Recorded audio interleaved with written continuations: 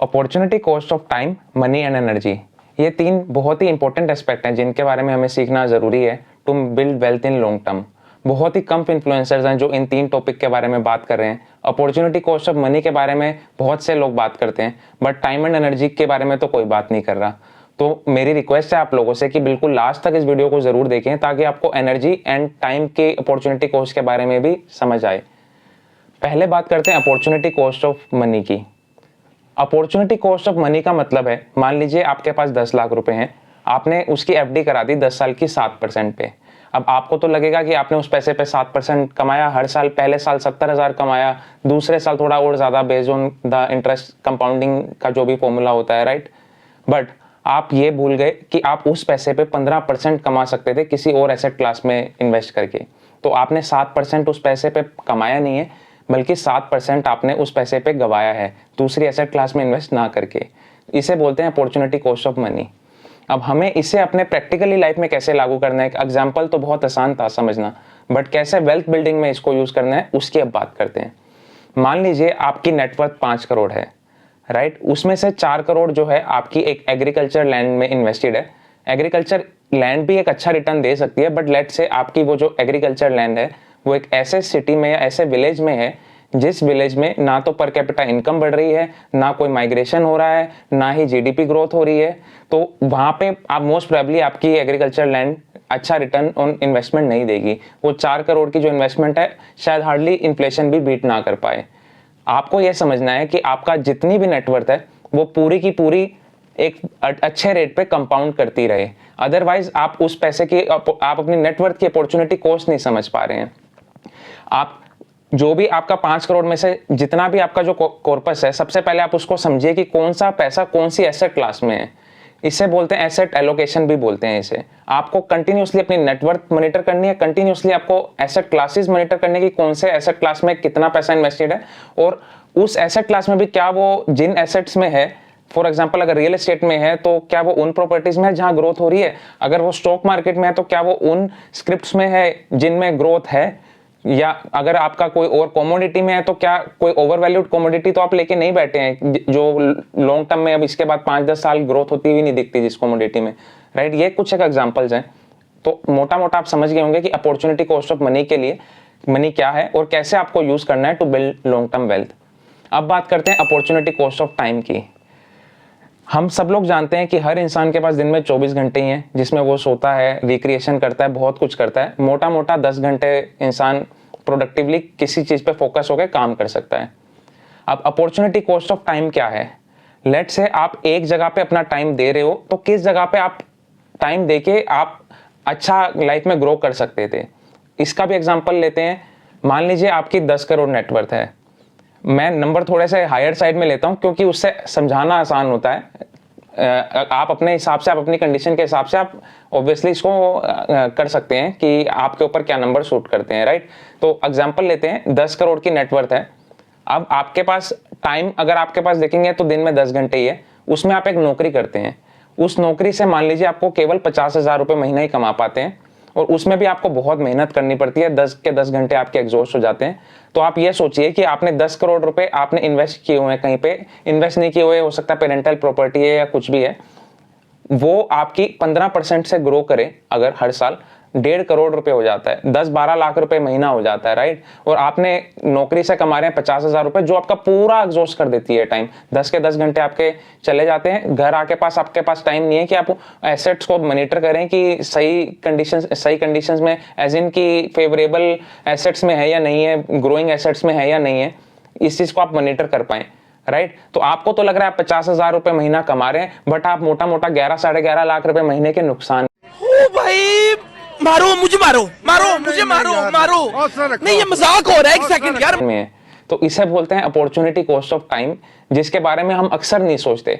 हम सब लोग 1,50,000 1.5 लाख रुपए की नौकरी के पीछे लगे रहते हैं, जबकि हमें अपनी नेटवर्थ का अंदाजा नहीं होता कि है कितनी, और अगर अंदाजा है कितनी है तो वो किस रेट पे ग्रो कर रही है, सही एसेट क्लासेस में है या नहीं है, किस एसेट क्लास में कितना % होना चाहिए, किस एसेट क्लास में कितना नहीं होना चाहिए, इन सब का कुछ नॉलेज नहीं है हमें, राइट। तो इसे बोलते हैं अपॉर्चुनिटी कॉस्ट ऑफ टाइम। अब बात करते हैं अपॉर्चुनिटी कॉस्ट ऑफ एनर्जी की। इसके बारे में बहुत कम लोग बात करते हैं, टाइम के बारे में भी फिर भी बात करते हैं, बट ये बहुत इंपॉर्टेंट है समझना। बहुत बहुत जो रईस लोग हैं वो इस चीज़ को समझते हैं और इसी चीज़ के बेसिस पे वो डिसीजंस लेते हैं लाइफ में। आपने जेफ बेजोस के बारे में सुना होगा कि उन्होंने एक इंटरव्यू में कहा था कि मैं दिन में सिर्फ 3 अच्छे डिसीजंस लेता हूँ and that's the secret of my journey, right.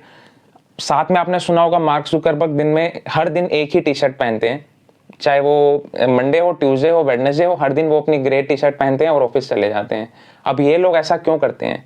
ये लोग ऐसा इसलिए करते हैं क्योंकि ये लोग समझते हैं कि एक दिन में आप पर्टिकुलर नंबर ऑफ अच्छे डिसीजंस ले सकते हैं। ऐसा नहीं है कि अगर आप दिन में 25-30 डिसीजन लेंगे तो सभी के सभी की क्वालिटी बहुत अच्छी होगी। जब आपने दिन के आप लास्ट टाइम पे हो, लेट्स से इवनिंग हो चुकी है, राइट, उस टाइम पे आप जो डिसीजंस ले रहे हैं और अगर आपने मॉर्निंग में बहुत सारे डिसीजंस लिए हैं तो आप एग्जॉस्टेड हो सकते हैं एंड हो सकता है कि वो डिसीजंस बिल्कुल भी अच्छे ना लें। अब इसकी बात करते हैं कि इन्वेस्टमेंट्स में ये कैसे परेशान करता है आपको। अब इसको समझते हैं। मान लीजिए सुबह हुई, आपके घर के पास से कोई वेजिटेबल वेंडर जा रहा था, आपने उससे नेगोशिएट करने में 50 रुपये 20 रुपये कम कराने के लिए बहुत बहसबाजी कर ली कि नहीं ये 50 रुपये किलो नहीं 30 रुपये किलो बिकता है, आप मुझे ठग रहे हो, फलाना ढिंगड़ा। आपने पूरी एनर्जी उस चीज़ में इन्वेस्ट कर दी और ऐसे दिन में 4-5 इंसिडेंट्स हुए। मान लीजिए आप ऑफिस जा रहे थे, रास्ते में थोड़ा गाड़ी कहीं टच हो गई किसी के साथ, उसके साथ बहसबाजी में लग गए, पूरा एग्जॉस्ट हो गए, ऑफिस गए, वहां जाके भी उसी इंसिडेंट को सोच रहे हैं, पूरा दिन वेस्ट कर दिया आपने। अब उसी एनर्जी से आप ऑफिस में भी अच्छे काम कर सकते थे, आपकी ग्रोथ हो सकती थी एंड साथ में अब ये दोनों इंसिडेंट हो चुके हैं आपके साथ। शाम में आप आ रहे हैं और आपको एक अपनी प्रॉपर्टी की डील करनी थी जिसमें आपको सेल करनी थी अपनी प्रॉपर्टी। वो आप क्योंकि इतना थक चुके हैं, आपके अंदर नेगोशिएट करने की एनर्जी नहीं है, आपने 10 लाख रुपए सस्ती बेच दी।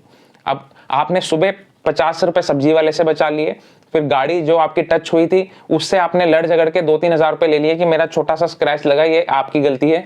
बट शाम में आपने 10 लाख रुपए प्रॉपर्टी सस्ती बेच दी क्योंकि आपकी एनर्जी नहीं थी नेगोशिएट करने की, राइट। तो आपको हमेशा फालतू की चीज़ों से दूर रहना है। आपको ये देखना है कि क्या मैं जो एनर्जी इस चीज़ पे लगाऊंगा क्या वो वर्थ इट है, कहीं इसकी कोई अपॉर्चुनिटी कॉस्ट तो नहीं है, क्योंकि दिन में तो आप लिमिटेड एनर्जी है आपके पास, लिमिटेड नंबर ऑफ डिसीजंस आप ले सकते हैं। अब बात करते हैं अपॉर्चुनिटी कॉस्ट ऑफ एनर्जी की, सॉल्यूशंस की, कि कैसे हमें अपनी एनर्जी बचा के रखनी है अच्छे डिसीजंस के लिए। टेम्पलेटिंग इसका बहुत ही एक अच्छा सोल्यूशन है। जो डिसीजंस आप डेली लेते हैं आप उनको टेम्पलेटाइज करके रख सकते हैं। आप नौकरी कर रहे हैं 5-6 साल से, बहुत सी सिमिलर सिचुएशंस में आप बार बार पढ़ते होंगे, तो आपको दिमाग में कहीं ना कहीं टेम्पलेटाइज आप कर भी लेते हैं और नहीं करते तो आपको करना चाहिए कि किस सिचुएशन में क्या डिसीजन लेना है, ताकि आप शाम तक जब अपने घर पहुंचे और कुछ और आपको एक्टिविटी करनी हो फाइनेंशियल, तो आपके पास सफिशिएंट एनर्जी दिमाग में बचे, राइट। इसको टेम्पलेटाइजेशन बोलते हैं, बहुत सारे फील्ड्स में यूज होती है। फॉर एग्जांपल मैं प्रोफेशन से कोडिंग भी करता हूं, तो वहां पे हम लोग जो कॉम्प्लेक्स प्रॉब्लम्स बार बार प्रोग्राम के पास आती है, हम मेमोरी में उसका सोल्यूशन ऑलरेडी कैच कर लेते हैं ताकि बार बार रिपीटेड प्रॉब्लम सॉल्व करने में कंप्यूटेशन ना लगे। ऐसे ही रियल लाइफ में भी बहुत लोग टेम्पलेटाइज करते हैं। फॉर एग्जांपल कि मंडे को मैं इस कलर का कपड़ा पहनूंगा, ट्यूसडे को मैं येलो का पहनूंगा, वेडनेसडे को मैं रेड पहनूंगा, ऐसे टेम्पलेटाइज करके रख लेते हैं। एक्सट्रीम एग्जांपल है मार्क जुकरबर्ग का कि हमेशा ही मैं ग्रे कलर की टी शर्ट पहनूंगा। उतना एक्सट्रीम आपको जाना है या नहीं जाना वो आपकी मर्जी है, बट एक चीज, एक कंसेप्ट समझना जरूरी है कि आपके पास एनर्जी लिमिटेड है।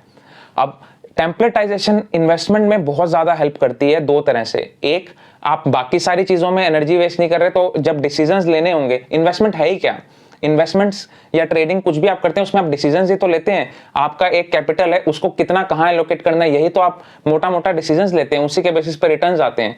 तो पहला जो पॉइंट था कि आपके पास दूसरी चीजों में आपने एनर्जी इतनी ज्यादा वेस्ट नहीं की, तो जब ये डिसीजंस लेने हैं तो आपके पास सफिशिएंट एनर्जी बची हुई है, राइट। दूसरा, आपने लेट से 10 साल की पूरी साइकिल विजुअलाइज कर ली मार्केट की, तो आपके पास पूरा का पूरा ये भी टेम्पलेटाइज हो जाता है किस सिचुएशन में क्या करना है।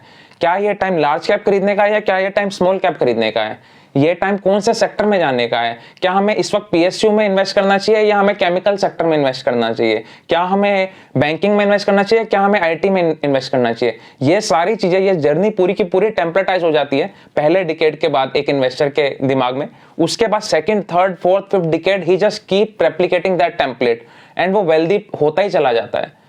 तो ये कंसेप्ट आपको समझने जरूरी थे, टाइम, मनी एंड एनर्जी की अपॉर्चुनिटी कॉस्ट। अगर आपको ये वीडियो समझ में आया है तो मेरी बहुत बहुत रिक्वेस्ट है कि इस पर्टिकुलर वीडियो को जरूर ज्यादा से ज्यादा अपने फ्रेंड्स के साथ शेयर कीजिए, ताकि ज्यादा से ज्यादा लोग इस चीज को लेके अवेयर हों। People are wasting hell amount of time and energy in their life, money के बारे में फिर भी लोग सोचने लगे हैं, पर एनर्जी एंड टाइम की कोई रिस्पेक्ट नहीं है। मेरे आसपास भी मैं देखता हूँ, तो ये अवेयरनेस फैलानी सबके को बहुत ज़रूरी है। लास्ट में फिर से मैं यही रिक्वेस्ट करूँगा कि please share it with your friends, like this video and subscribe to our channel. Thank you so much.